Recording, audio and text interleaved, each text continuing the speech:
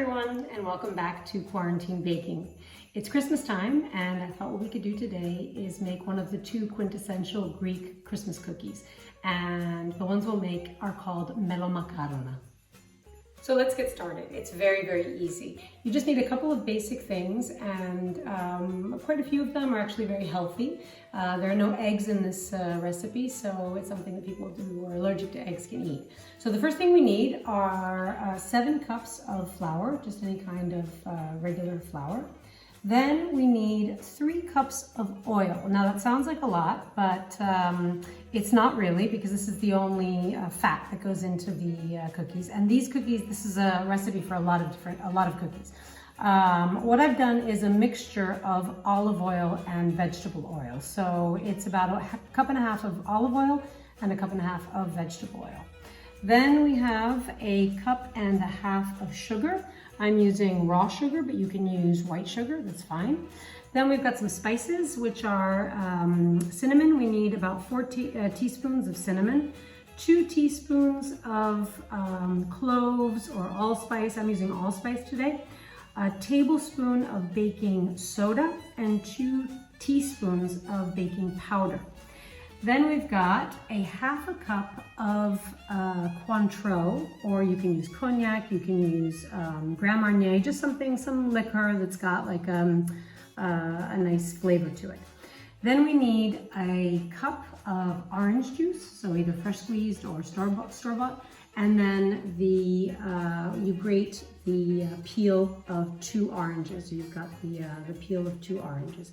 And those are the ingredients for the cookies themselves. After we make the cookies, we're going to dip them in a honey mixture, and I'll show you how to do that later. But this is very, very easy. What I like to do first is just to put all the dry ingredients together. So I dump the spices in with the flour, and then I just kind of mix it up a little bit, kind of stir it like that. And then I'll add the sugar, also dry, and mix that in a little bit there. And then we'll do the wet ingredients. So we'll start with the oil. So the 3 cups of oil there. And again, this is a recipe this makes about 100 cookies, so it's quite a large recipe. But of course, you can always have that. The Cointreau goes in there, or the Grand Marnier or cognac, whatever you'd like to use. The orange juice. And then finally, the orange peel. So we put that in there as well. So now what we just have to do is mix all of the ingredients together in this bowl. So you just use a spoon. You don't have to use a mixer. I just use a spoon. It comes together very, very easily. And as you're mixing it, you'll be able to see if you need to add maybe a little bit more flour, but this should be okay. This should be enough. It starts getting a little bit harder to mix.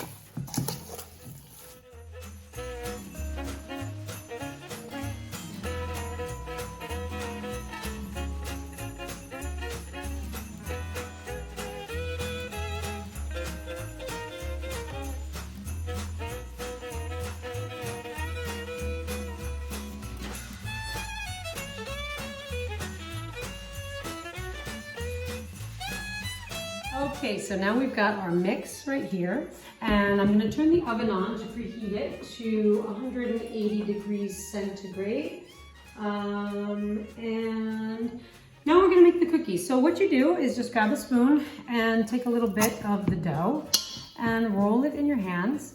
The traditional way to make these is sort of like an egg shape that look like this, but you really can make them into a circle. You can make them into really any shape you'd like, but the traditional way is kind of like that egg shape.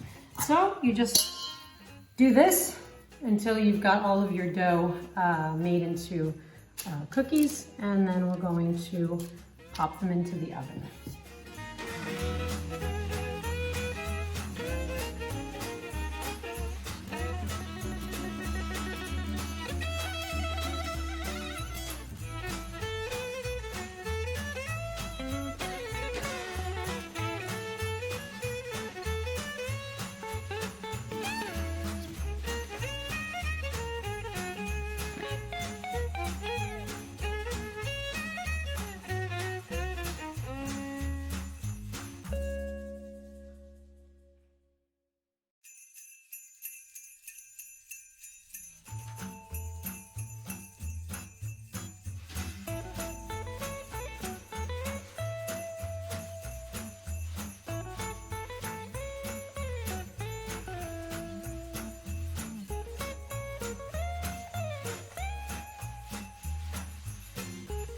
Okay, so we're ready to put our first batches in the oven, and we put them in at 180 degrees for about 15 minutes. You can make them different sizes.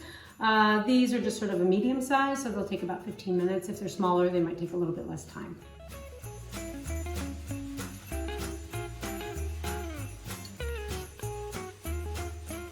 So our cookies are ready to come out of the oven, and I'm going to take them out and wait for them to cool a little bit before I put them on the cooling racks. So this is what they look like. They have spread open just a little bit, which is nice because that's when we dip them in the honey mixture.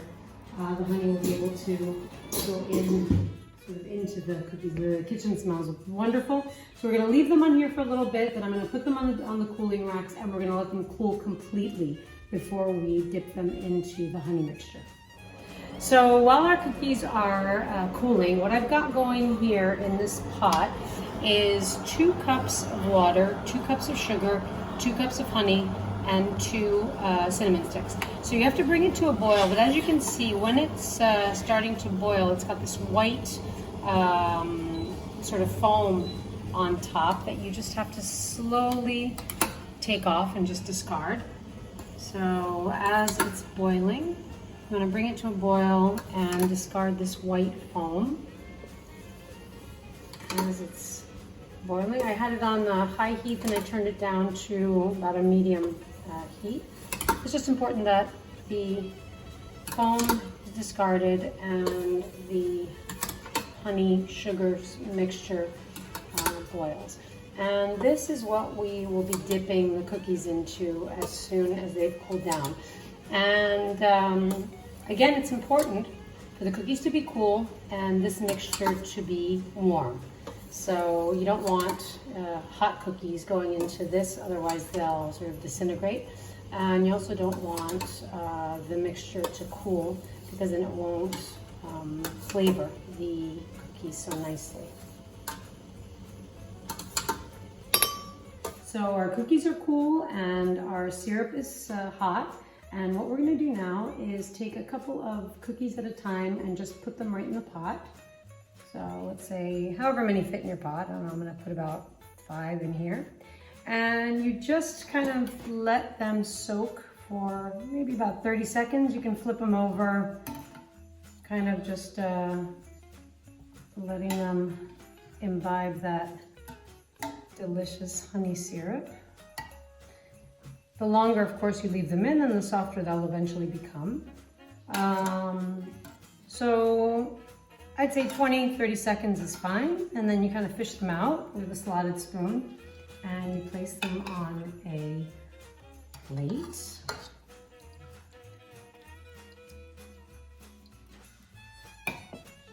And I like to do them sort of in batches like this, of about 5.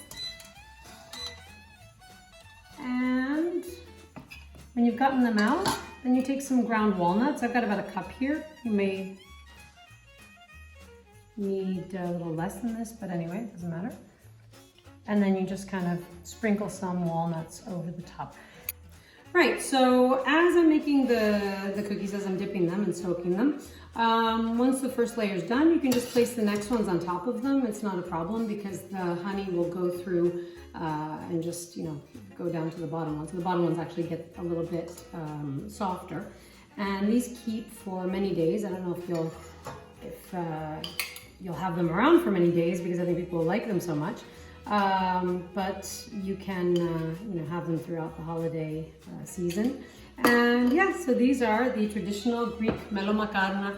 Remember, there are many different variations. So a lot of people, people do them differently. This is just a recipe that's been passed down to me. It's quite old. It's over 100 years old, actually. And I hope you enjoy making your Melomakarona. And leave me some comments if they've turned out well. And happy holidays, everyone.